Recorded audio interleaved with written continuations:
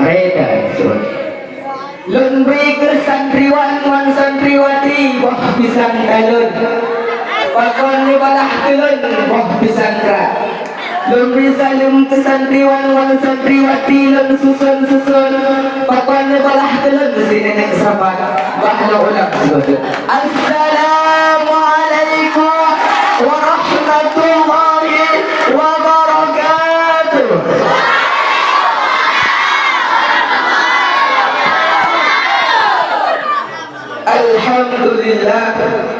الحمد لله الذي هدانا للهدى وما كنا لنهتدي لولا أن هدانا الله.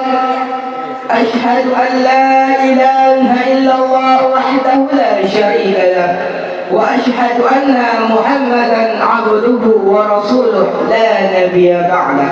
أما بعد, buat aina langkah yang pertama, marilah sama-sama kita panjatkan puji beserta syukur atas kehadirat Allah Subhanahu wa taala, yang mana oleh Allah yang telah memberi kita beribu-ribu nikmat, nikmat iman, nikmat tenaga, nikmat kesehatan, sehingga kita sudah dapat hadir dalam acara Haulul Dayah Madinatul Dunya Aswal Hidayatul Salat yang kita cintai ini. Salawat berbingkai salam tidak lupa pula kita sanjung sajikan kepada sosok pemuda padang pasir Gul Zahara semenanjung Arabia, anak daripada Abdullah belahan jantung Siti Aminah. Siapakah beliau? Beliau adalah yang bertitel Habibullah, yang berpangkat Rasulullah, yang baginda Nabi besar Muhammad sallallahu alaihi wasallam, yang mana oleh beliau yang telah mengubah pola pikir manusia dari pola pikir jahiliyah menuju pola pikir Islamiyah, dari alam menyembah berhala menuju alam menyembah Allah Subhanahu wa taala.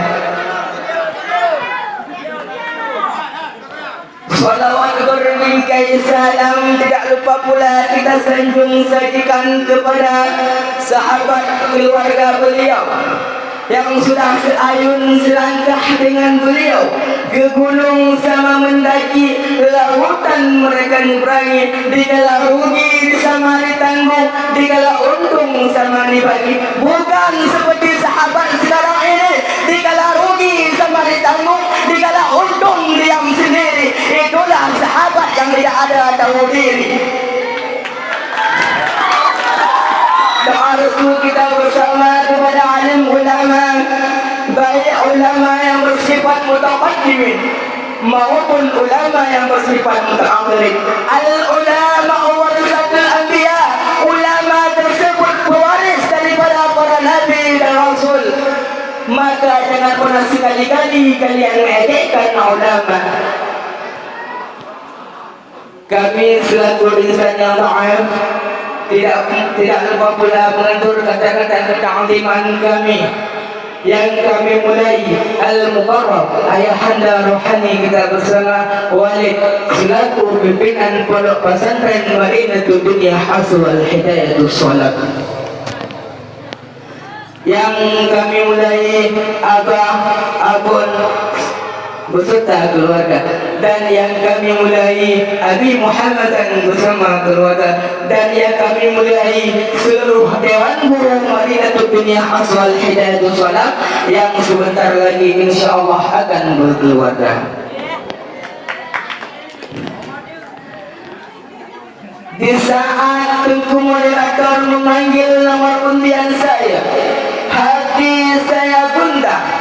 Ingin ku maju rasanya resah, ingin ku terbang saat ku patah, ingin ku mundur rasanya resah. Karena kenapa?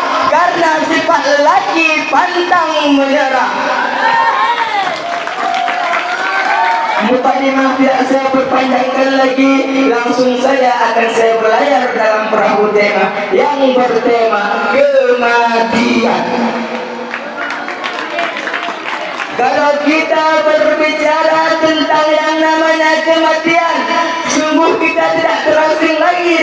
namanya kematian. Kenapa? Dikarenakan makhluk ciptaan Allah yang bernyawa pasti akan merasakan kematian. Seperti firman Allah dalam Al-Quran surat Ali Imran ayat 185 yang berbunyi, A'udzu billahi minasy syaithanir rajim. Bismillahirrahmanirrahim. Kullu nafsin dha'iqatul maut. Semua orang yang bernyawa pasti akan merasakan kematian. Semua yang bernyawa di dunia ini pasti akan merasakan kematian. Tidak mesti kita manusia, binatang pun, tumbuh-tumbuhan pun merasakan kematian. Namun sebelum kematian datang pada diri kita, marilah sama-sama kita mempersiapkan diri kita untuk bertemu dengan Allah Subhanahu wa taala. Bagaimana caranya? Apa dengan kecantikan? Adapun dengan ketabahan, dengan harta, dengan jabatan? Bukan. Akan tetapi cara kita mempersiapkan diri untuk bertemu dengan Allah Subhanahu wa taala dengan beribadah kepadanya, bertobat kepadanya, menyucikan diri kita setiap kotoran-kotoran yang ada dalam hati kita. Bagaimana caranya kita membersihkannya? Dengan cara kita melakukan semua kewajiban-kewajiban yang sudah Allah wajibkan di atas kita. Apa-apa saja kewajiban tersebut. Yang pertama adalah as-salatul imanuddin, salat. Kenapa dengan salat? Salat itu tiang agama. Apabila kita sudah mengerjakan salat, maka kita tergolong ke dalam orang-orang yang sedang menegakkan agama.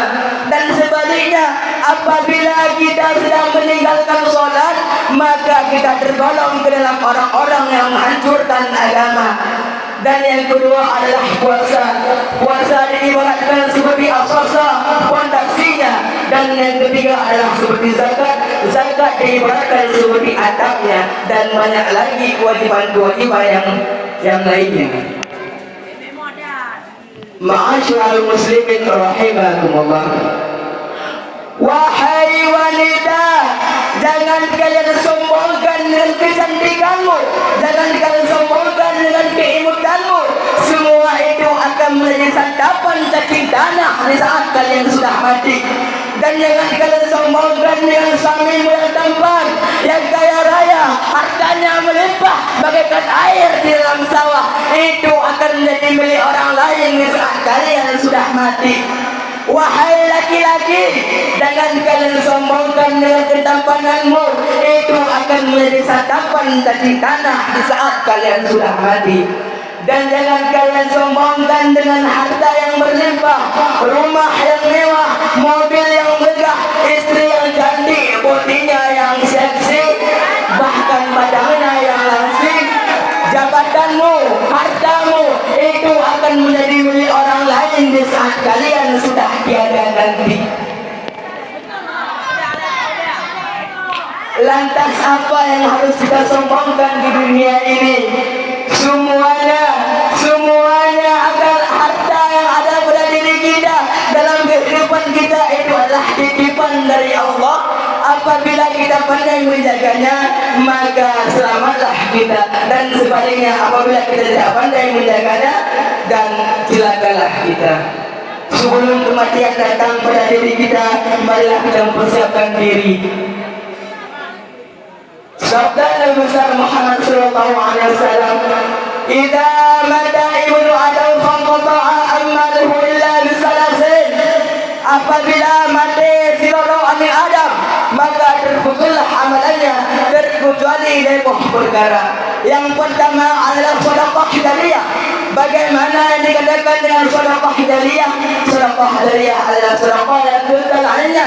Misalnya kita ada kelebihan harta, sumbangkan ke masjid kita yang lagi membangun. Apabila masjid kita masih membuat kebaikan, maka pahalanya akan mengalir kepada kita di saat kita sudah tiada. Yang kedua adalah ilmu yang bermanfaat. Apabila semasa hidup kita mempunyai ilmu dan ilmu tersebut kita ajarkan kepada orang lain, maka pahalanya akan mengalir kepada kita. Yang kedua adalah anak yang soleh. Apabila di dunia ini ada anak yang soleh, maka itulah yang kirim pahala kepada kita setelah kita tidak tiada nanti. Yang ketiga yang mungkin hanya ini dapat saya sampaikan sebelum saya akhiri saya akan beberapa kesimpulan. Yang pertama, sebelum kita pulang rahmatullah, marilah mempersiapkan diri kita untuk menghadap kepada Allah. Yang kedua, semua harta yang ada dalam diri kita itu adalah titipan daripada Allah Subhanahu wa taala. Hanya ingin dapat saya sampaikan sebelum saya turun dari mimbar ini, saya akan meninggalkan pesan kenangan. Yo kau paksa lah kau buka tanda kilat umpur mati. Yo kau tiga aja harkat dah ibadat yo orang mati. Support takut mati lampu. Support mati suara. Lebih dong takut dia lampu. Malah ada sodulung malaikat sisa. Alah hai udin dek katuh dia. Si bidih pati golong dan pula. Alah hai tubuh dek mati dia. Semayang limang golong kau. Burung irian burung senrawasi. Syukur sekian terima kasih.